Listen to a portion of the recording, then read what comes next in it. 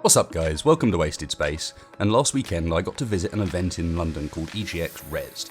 Now I saw a whole bunch of cool games there, got to talk to a whole bunch of really cool developers, really excited developers about the things they were making, and I figured it would be kind of interesting to bring you kind of a rundown of the 5 top games from Rezzed that I'm now looking forward to, and hopefully going to be doing a bit of content on in the channel later down the line. So the first one that really caught my eye and grabbed my attention, and I had a chance to sit down and talk a decent amount with the devs about this one as well, is probably going to surprise you guys a bit because it's outside of my normal genres. And that is a game called Syndrome, and the reason it's outside my normal genres is because Syndrome is a first-person survival horror. Now that's obviously way away from stuff like Space Engineers and RimWorld and my norm, but reminded me when I first spoke to them, they were talking about wanting to get back to the roots of the genre. And for me, the roots of that genre meant System Shock.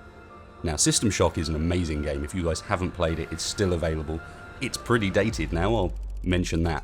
Give it a go, because the atmosphere it creates and the feeling of tension you get playing that game is pretty impressive and incredibly palpable. And in this case, it seems like that's the kind of thing they're trying to recreate. So loosely, the storyline is you are a member of the crew aboard this ship that's been sent out on a mission, and you've been in cryosleep, and the game begins with you being woken up from cryosleep. You assume not at the time you were expecting to, because you wake up super groggy and kind of messed up, can't really remember a huge amount, and everything's gone to hell aboard the ship you're on. Very quickly you get contacted by 2 different, what appear to be friendly NPCs, except they disagree with each other, and one of them is telling you, hey, you need to come over here, you need to get down to the cargo bay, we're all locked in, when you get here you'll be safe, and the other person saying, you just got contacted by that person, didn't you? Don't listen to anything they say, they're just going to kill you, you need to come to me. And, you know, there's a certain storyline vibe to that that's really kind of cool, and you combine that with what were some really quite nice graphics. And it was pretty scary, to be honest. It was really getting kind of into the vibe, really immersed into it. And if you add on top of that the fact that this game's got VR support, and that was the main reason I was looking, it could be pretty damn cool, pretty damn immersive, and we're just starting to see the effects of what VR can really do to this genre. And I think this is one of the genres where VR is going to have the biggest impact. The sort of horror genre, nothing gets you immersed in the experience like having one of those headsets on and actually looking physically around. Now, unlike System Shock, it's not going to have the really in-depth, really hardcore skill mechanics or the crafting system, so there's some areas in which it's not going to be as complex as System Shock was. So there is a question, is the game going to have enough story and enough content to really drive it? And I can't really answer that yet. What I do know is it seems pretty polished in its current state, plays pretty well, and like with all of these, I'm going to put all the information down in the video description, but in this case it's made by Camel 101 and it's due out around September. So next up we have a game that had only just been announced, so we were playing the very first preview build of it, and so there's not quite as much information about this one around as I'd like. But the game is Tokyo 42, and it's by SMAC, I think, but it's being published by Mode 7, who some of you guys might recognise the name of. They did Frozen Synapse and Frozen Cortex, both of which great fun games. So I was kind of drawn towards them regardless. And unfortunately, I didn't get to see Frozen Synapse 2, which was there as well. It was all a bit busy. But I did get to look at this, and talk a little bit to the developers about where exactly the game's going and what their goals were for it. So how to describe Tokyo 42 is a bit tricky, actually, because it seems to be a sort of meld of a bunch of different games and styles. I definitely got a very Syndicate vibe from it, the original Syndicate, if anybody sort of remembers that, rather than the horrid new thing that they attempted to make. And then it's got also other elements from games like Fez, perhaps? So 2D isometric, but with changeable POV, so that it's got 3D elements to it as well. And the loose storyline to all this is that you have been framed for a murder, and your job in the game is to work out who has framed you and why, and as part of this whole process you end up becoming basically an assassin. Now, as this is really new, like as I said, this is the first sort of prototype build they've had out of it, I can only tell you a bit about how the game looks and kind of feels at the moment, rather than a huge amount about where it's going to head or anything like that. But I can say, playability wise, it was great fun. graphics may not be the most mind-blowing thing, although I do quite like the aesthetic they've got going on with it. But when it comes to the actual playability of the game, moving around, the shooting mechanics and so on, I can tell you it felt so solid, felt really good to play. And there was a lot of little elements that have been put in clearly to make things more straightforward and more playable. So, for example, some of you guys will have played these 2D/3D isometric platforming games. There's a few of them around, and they have one really big problem, which is that you don't have proper depth perception in them. And it means that you don't know where you're going to land when you're jumping. So, really simple thing, there's a permanent indicator showing you on the ground where your character is in the air. And this is pretty important because as you start to learn the map a bit better and get a bit more used to the controls, you get to the point where you're able to move around really quite quickly, and it slowly sort of becomes much more of a fluid game, and this is where things start to become a lot more fun as well. Unfortunately, I can't say much more about Tokyo 42 other than it piqued my interest, so one I'm going to be keeping an eye out on at least. Again, links are down below if you want to check that out. And so we reach number 3, and this one is one that will surprise you guys a hell of a lot less, because this is Warhammer plus naval combat. And I'm sure you guys already realised that naval combat's something I kind of dig when it comes to games, stuff like Pirates of the Caribbean, or Pirates of the Caribbean? No, Pirates of the Burning Seas. And it's a completely different thing, much more Johnny Depp in that one. Or, for example, naval action, where you take it a bit more seriously. Well, the game I'm talking about in this case is Man of War Corsair. And this is one of the sort of results of Games Workshop being much more free with the Warhammer license, is we're getting a lot more games using the Warhammer universe. And what's interesting about this one is it's picked a bit of the Warhammer universe that, as far as I'm aware at least, wary of bringing aboard the hate of all the Warhammer fans out there, doesn't really have that much lore. So, as you guys have probably guessed by this point, Man of War Corsair is a naval-based combat game, loosely styled on the old tabletop game Man of War, not surprisingly, that was only around for a couple of years in the 90s, wasn't particularly successful, and it's kind of where what little lore they have has come from, because the rest of it, the Warhammer universe, tends to be pretty focused on the ground, on the land, not a huge amount of information happening with what's going out on, in this case, the Great Western Ocean. And basically you get to take your ship and your crew and go out, explore, quest, trade, fight other ships, upgrade your guns, change ships for other things, and from what I've seen so far, a lot of the mechanics are already there for all of this. This is a game that's much closer to completion than the other two I've mentioned so far. Now, unfortunately, there's only so long you get to play these things at these events. I mean, even in this case, I had a booked session with the developers, but it didn't change the fact that you only get to sit down for about half an hour, 45 minutes, in which you can loosely see some of the mechanics. So I know a bit about the ship upgrading system, and you have the ability to sort of fix out and improve areas of your ship. This bit very much reminded me of Pirates of the Burning Sea or naval action, where you're increasing the poundage of your guns, perhaps adding ramming equipment to the front of your ship, or you're vice versa, actually changing your ship entirely. And there already seem to be a good selection of different types of ships from, I'm trying to remember the names now because these are not names that are very familiar to me, but big Imperial dreadnoughts with cannons all over the place, right through to smaller, again the name evades me, it's a trireme, but whatever a trireme is in Warhammer speak, but the one with the ramming thing on the front under the water that comes in, pierces the bow. And we got to try out a bit of the combat, so at one point we got attacked by an orc fleet, and the orcs have these huge boarding claws on the side of them, very, very orky, very, very not practical in the slightest, but pretty cool nonetheless, that come firing out and literally clamp onto your ship and yank you into boarding combat. And that side of things, of course, I love. A bit of first person, in fact I think it's third person action, but a bit of third person action on top, allowing you to go and board other people's ships, or be boarded yourself.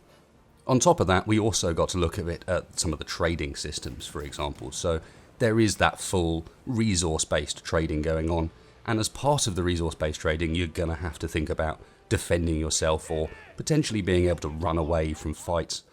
And then on top of that, we also had these interesting scenarios where at one point I got attacked by a megalodon. Now, some people know what those are, some people won't. Megalodon is an enormous prehistoric shark.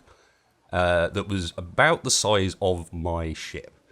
So there's this whole sea monster thing to it as well that I didn't get to explore properly, but just looked kind of interesting. It was highlighted areas on the map where these sea monsters were present.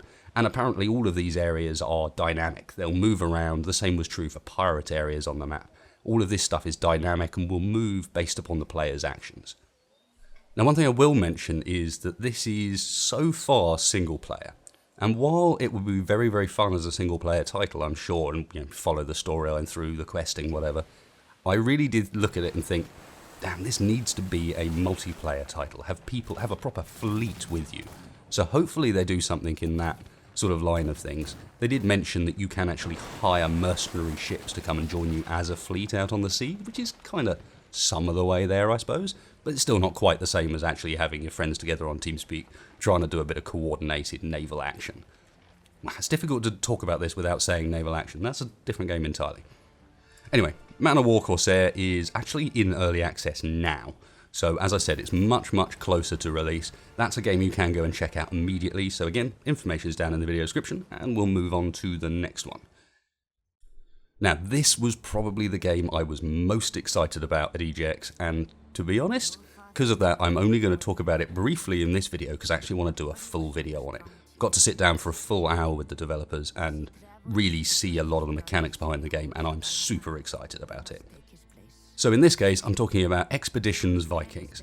Now, you may just about recognise the name because this is the second in a series of games. The first one was Expeditions Conquistador and was pretty well received as a kind of meld between RPG and RTS action. And having had a pretty successful first title, they're continuing the theme. So Expeditions Vikings is a turn-based, sort of, inverted commas around that one, RPG, which takes elements also from city management games and RTS games to try and kind of give you a more full experience of what would literally be happening.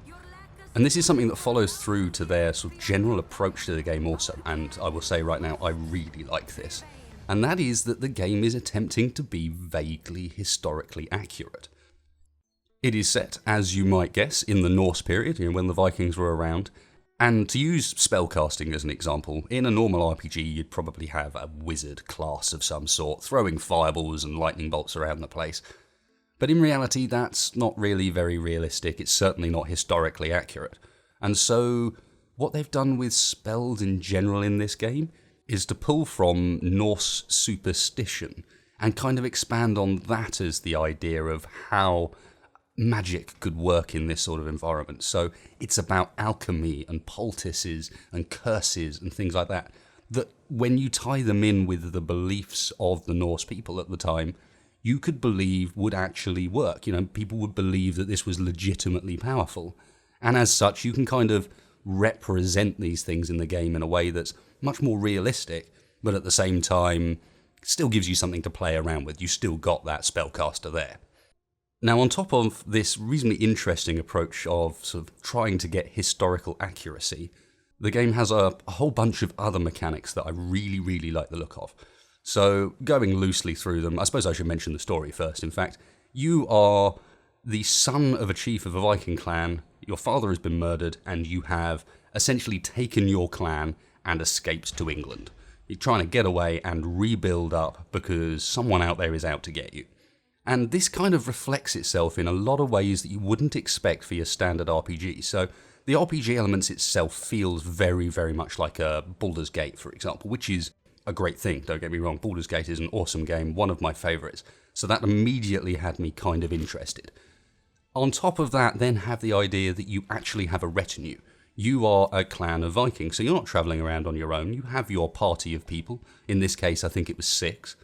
But on top of that, you've got this sort of invisible retinue following you around that has slaves and support people and can, for example, have trade routes. It was mentioned that when you first arrive in England, you could take that standard route of, I am the all-conquering Viking, arrived in England, I am going to smash my way through, come back a conqueror.